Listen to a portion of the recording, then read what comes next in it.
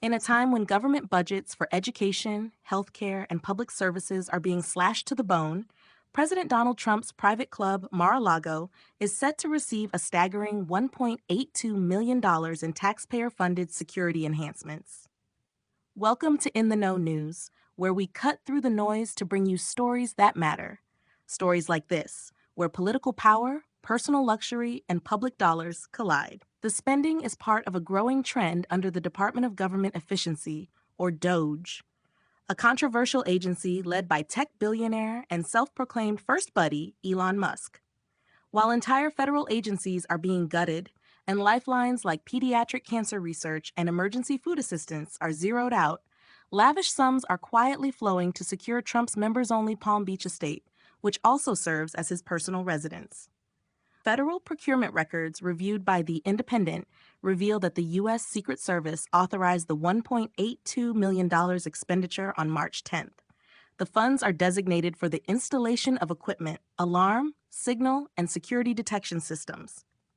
While specific details remain classified for operational reasons, the agency has a long-standing history of fortifying presidential residences, and spokesperson Nate Herring confirmed the ongoing nature of such investments. The contract was awarded to CMN LLC, a company based in Prairie Grove, Arkansas, known for high-level security solutions, including those used in sensitive compartmented information facilities, or SCIFs. Their motto, "Doing what the others will not," seems fitting in a climate where public accountability feels increasingly like a relic of the past. But it's not just this new seven-figure upgrade that's raising eyebrows. Over the past few years, taxpayers have footed a mounting bill to secure Mar-a-Lago. Last August alone, more than $250,000 went toward perimeter protection. A month later, another $160,000 was spent on a specialized dog pad for the Secret Service's K-9 team. In 2021, a $600,000 physical security build-out upgrade was approved not long after Trump left the White House. Add it all up, and the numbers paint a clear picture. While Americans see services vanish, one private resort continues to see its defenses grow stronger at public expense. Security concerns surrounding President Trump are not without precedent. In July 2024, a bullet grazed his ear during an assassination attempt at a Pennsylvania rally. Months later, another threat emerged while he golfed in Florida.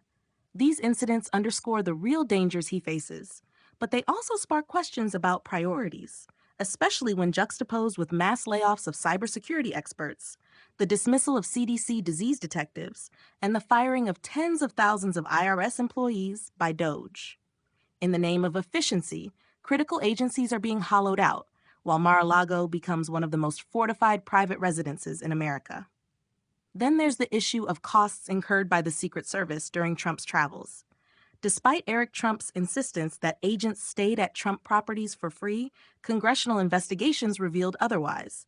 In one example, taxpayers were billed $1,185 per night for rooms at Trump's Washington, D.C. hotel, rooms that were publicly listed for a fraction of that cost.